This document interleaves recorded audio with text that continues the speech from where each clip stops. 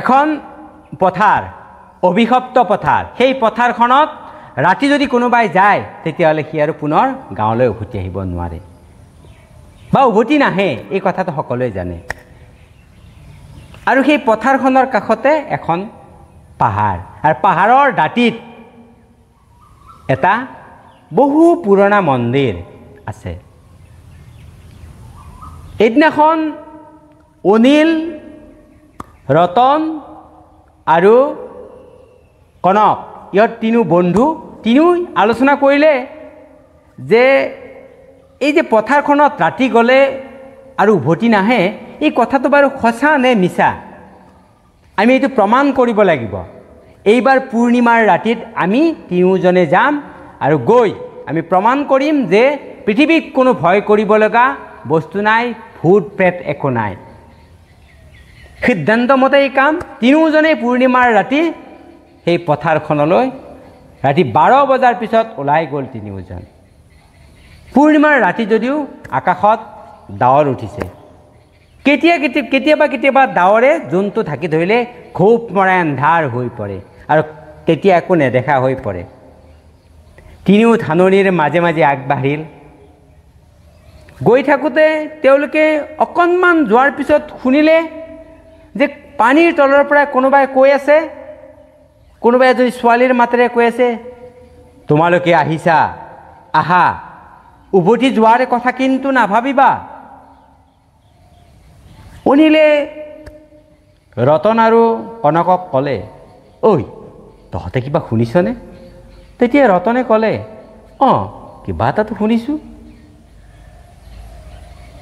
তেতিয়া কনকে ক'লে ভয় কৰিব লগা নাই এইবোৰ কিবা মানুহে কিবা কাবাত চোৰ তোৰ কৰিবলৈ আহিছে ইয়াত মানুহে হ'ব ইয়াত দেওভূতৰ একো কথা নাই আগবাঢ়ি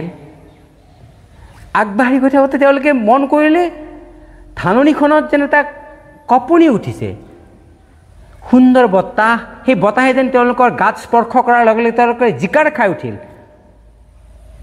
আৰু মাতটোৱে তাৰ পৰা কৈছে আহি থাক সেই ছোৱালীৰ মাতটো পানীৰ তলৰ পৰা ধাননিৰ মাজৰ পৰা যেন কৈছে আহি থাক উভতাৰ কথা নাভাবিবি আহি থাক উভতাৰ কথা নাভাবিবি আগে আগে অনিলে সাহ কৰি গৈ আছে গৈ থাকোঁতে দেখা পালে যে সন্মুখতে এক বগা কাপোৰ পৰিহতা এক ছোৱালী এক নাৰী ওখ পাখ অকণমান ভয় লাগিল যদিও তেওঁ ভালকৈ নিৰীক্ষণ কৰি চালে যে উৰণি লৈ আছে আৰু উৰণিৰ তলত তেওঁ দেখিলে যে উৰণিৰ তলত সেই নাৰীগৰাকীৰ মুখখন নাই যেনে এন্ধাৰ তাত বিৰাজমান কৰি আছে আৰু সেই কথাটোত অনিলে ভয় খাই পিছফালে ৰতন আৰু কনকক ক'বলৈ বুলি ৰতন চাচোন কি এইটো এই বুলি ক'বলৈ পিছফালে উভতি চাই দেখে যে কনক আৰু ৰতন তাৰ পিছপিনে নাই তেতিয়া সি ভয় পাই সেই পথাৰত সেই ৰাতিখন সেই পথাৰখন অকলেই আছে তেতিয়া খুব মৰাই আন্ধাৰ জন্তুক কিহবাই ঢাকি পেলাইছে অনিলৰ ভয় লাগিল সি সন্মুখলৈ চালে দেখিলে সেই ওখ বগা কাপোৰ পৰিহিত নাৰী মূৰ্তিটো লাহে লাহে ধোঁৱাৰ লগত মিলি গৈছে বিৰাট ভয় লাগিল আৰু এটা সি বিকট চিঞৰ মাৰি দিলে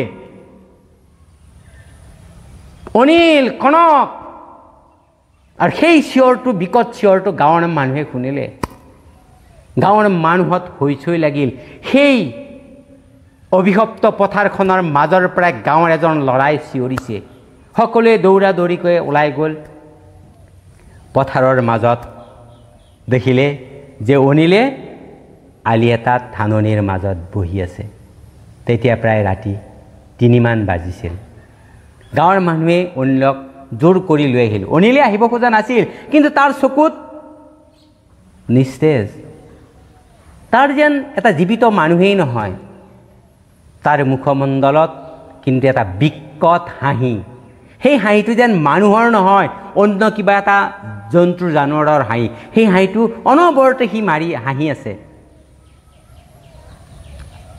ঘৰত লৈ অহা হ'ল গাঁৱৰ মানুহে মাকে এজন বেজৰ জৰিয়তে কিছু পূজা কৰিলে জাপ জৰি দিয়ালে পানী জাৰি দিয়ালে নাই। অনিলৰ লক্ষণ ভাল নহয়। অনিলে সি একেথৰেই থাকে আৰু মাজে মাজে সি চিঞৰি উঠে, সিহঁতে মোক নিব আহিব, মই যাব লাগিব, সিহঁতে মোক নিব আহিব, মই যাব লাগিব। গাঁৱৰ সকলো মানুহে ভয় খায়। এনেকৈ দিনবোৰ গৈ আছে। অনিলে খোৱাটো গুৰুত্ব নাই, কেৱল মাজে মাজে হাঁহি থাকে আৰু চিঞৰি থাকে, সিহঁতে মোক নিব আহিব, মই যাব লাগিব।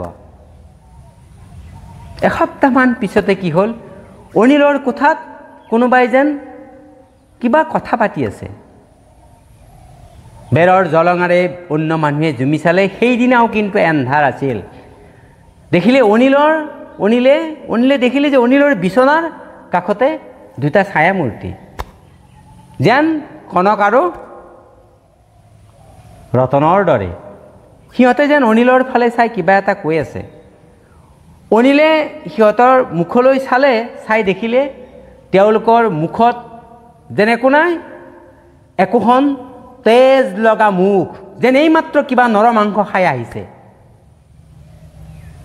আৰু অনিলে ক'লে, মোক নিব আহিছে যদি মই তহঁতৰ লগত যাম। বাহিৰত গাঁৱৰ মানুহবোৰে কিবা এটা কৰাৰ আগতেই সেই ছায়ামূৰ্তি দুটাৰ লগতে বেৰ ভাঙি অনিলে দৌৰ মাৰিলে সেই ৰাতিয়ে সেই পথাৰখনলৈ। পিছে পিছে মানুহবোৰ দৌৰি গ'ল যদিও অনিলক ঢুকি নাপালে। অনিলে খুব বেগাই দৌৰি গ'ল আৰু যেতিয়া তেওঁলোকে ৰাতিপুৱা গৈ পালে, তাত অনিলক কোনেও লগ নাপালে। মাত্ৰ দেখিলে যেন কোনোবাই অনিলক টানি চুচুৰি ধানৰ মাজেৰে লৈ গৈছে আৰু চিন এটা পৰি ৰৈছে। সকলোৱে জানিলে যে সেই অভিশপ্ত পথাৰখনে তিনিওকে গ্ৰহণ কৰিছে। তাৰ কেইদিনমান পিছতে কি হ'ল, গাঁৱৰ এটা পৰিৱেশৰ সৃষ্টি হ'ল। তাত যিবিলাক বয়সীয়া মানুহ, সেই বয়সীয়া মানুহবোৰৰ আচৰণবোৰ অদ্ভুত হৈ পৰিল। তেওঁলোকে যেন কাৰো লগত কথা বতৰা নামাতে। আৰু তাৰ আটাইতকৈ বয়সীয়া ৪-৫জনমান মানুহ মাজে মাজে নোহোৱা হৈ যায় গাঁৱৰ পৰা। কলৈ যায়, কি কথা আলোচনা কৰে কোনেও নাজানে। আৰু এদিন ৰাতি ঠিক ১২ বজামানত সেই পাহাৰৰ কাষত থকা মন্দিৰটোৰ পৰা দুৰ্গন্ধময় ধোঁৱা ওলাইছে। সেই ধোঁৱা প্ৰথমেই লক্ষ্য কৰিলে অনিলৰ ভনীয়েক নীলাই। আৰু নীলাই, অনিলৰ ভনীয়েকগৰাকীৰ নাম আছিল নীলা। আৰু নীলাই অনুমান কৰিলে সেই মন্দিৰটোৰ পৰা দুৰ্গন্ধময় ধোঁৱা কিছুমান ওলাইছে। আৰু সেই ৰাতিয়েই অনিলৰ ভনীয়েকে মনত খাহ বান্ধি লাহে লাহে গৈ মন্দিৰৰ ওচৰলৈ গ'ল। আৰু সেই মন্দিৰটোত এটা নিয়ম আছিল, গাঁৱৰ অন্য মানুহ তাত প্ৰৱেশ কৰিব নোৱাৰে বিনা অনুমতি। আটাইতকৈ জ্যেষ্ঠ কেইজনে মাত্ৰ প্ৰৱেশ কৰিব পাৰিব। সেইকাৰণে নীলাই তাত সোমাব পৰা নাছিল। আৰু জুমি চাই দেখিছিল যে মন্দিৰৰ ভিতৰত সেই বয়সীয়া মানুহ ৪জন মানে কি কৰিছে, এটা পূজা কৰি আছে। আৰু তাত কিছুমান কংকাল আঁৰি থোৱা আছে আৰু কিছুমানৰ মাংস যেন এতিয়াও শুকাই যোৱাই নাই, তেজবোৰ শুকাই যোৱাই নাই। আৰু কিছুমান মন্ত্ৰ তেওঁলোকে উচ্চাৰণ কৰি আছে। আৰু তাৰ সাৰমৰ্মটো এনেকুৱা আছিল, আমাৰ গাঁওখনক ৰক্ষা কৰিবা, আমি আপোনাৰ কথা মতে আমি আমাৰ একোজনকৈ প্ৰজন্মক সশৰীৰে আমি দান কৰি দিম, বলি দি দিম। এই কথাটো শুনি নীলাৰ বিৰাট ভয় লাগিল। নীলাই যেন কিবা ক'ব বুলি বা তাৰ পৰা পলাব বুলি কিবা এটা ভাবি থাকোঁতেই মন কৰিলে পিছফালে কোনোবা আহিছে আৰু কোনো এটা সিদ্ধান্ত ল'ব নোৱাৰোঁতে নীলাৰ মুখত খোপা মাৰি ধৰি চকুৱে কলা কাপোৰ বান্ধি তাৰ পৰা দাঙি আঁতৰাই লৈ গ'ল নীলাক। আৰু নিয়ে তাক বন্ধ কোঠাত থৈ দিয়া হ'ল। আৰু সেই নীলাক কাপোৰ বান্ধা অৱস্থাত নীলাক কোৱা হ'ল, এইবাৰ তোৰ পাল নীলা, আমাৰ গাঁওখনক বচাবলৈ তোক আমি উৎসৰ্গা কৰিবই লাগিব সেই দেৱীৰ সন্মুখত, নহ'লে আমাৰ গাঁও ৰক্ষা নপৰে। নীলাৰ ভয় লাগিল। তাৰপিছত নীলাৰ চকুৰ কাপোৰ যেতিয়া খুলি দিয়া হ'ল, তেতিয়া দেখিলে যে সেই বয়সীয়া মানুহকেইজন নীলাক হাতে ভৰিয়ে বান্ধি এটা বন্ধ কোঠৰীত আবদ্ধ কৰি ৰাখিছে। নিৰ্দিষ্ট কেইদিনমান যোৱাৰ পিছত এদিন ৰাতি নীলাই টোপনি মাৰিব পৰা নাই। বিভিন্ন চিন্তাই জুমুৰি দি ধৰি আছে তাইক। নীলা ওচৰত কিবা এটা যেন আহিল আৰু নীলাক ক'লে, ভণ্টি নীলা, তই ভয় নকৰিবি, তোক মই একো হ'ব নিদিওঁ। নীলাই খকমককৈ চকু মেলি চাই দেখিলে সন্মুখত যেন তাৰ ভায়েক অনিল। কিন্তু সেইটো যেন প্ৰকৃত অনিল নহয়। এটা অংশ যেন একো নায়েই আৰু এটা অংশত বগা কাপোৰেৰে ঢাকি থোৱা আছে যদিও ভিতৰত মুখখন নাই। খুব মৰাই আন্ধাৰ, দেখিলে ভয় লগা এক দৃশ্য। নীলাই হুক হুকাই কান্দি উঠিল আৰু তাৰ ছায়ামূৰ্তি তাৰ পৰা আঁতৰি গ'ল। পিছ মুহূৰ্ততে নীলাই জেদ ধৰিলে যে মই ইয়াৰ পৰা ওলাবই লাগিব। আৰু এইদৰে ভাবি তেওঁ এটা সময়ত কি কৰিলে, তাৰ পৰা ওলাবৰ প্লেন কৰি থাকোঁতে সেই বয়সীয়া মানুহ কেইজনে আহিল আৰু তাই আকৌ পুনৰাই সেই মন্দিৰটোলৈ লৈ গ'ল, য'ত নেকি তাইক হয়তো উৎসৰ্গা কৰিব দেৱীৰ ওচৰত। আৰু ঠিক সেই মুহূৰ্ততেই পুনৰাই আকৌ এটা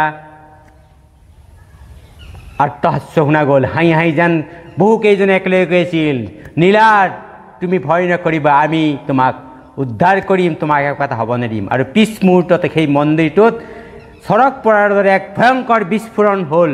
আৰু সেই বিস্ফোৰণত মন্দিৰটোতো ধ্বংস হ'লেই ওচৰে পাজৰে যিখিনি বয়সীয়া মানুহ আছিল সেই সকলোবোৰো তাত জাহ গ'ল। নীলা কিন্তু সশৰীৰে বাচি থাকিল। এইটো কাহিনী ইয়াতে সমাপ্ত কৰিলোঁ। পৰৱৰ্তী যদি আপোনালোকে ইয়াৰ পিছত কি হ'ল জানিব বিচাৰে তেতিয়াহ'লে মোক জনাব, কমেণ্টত জনাব।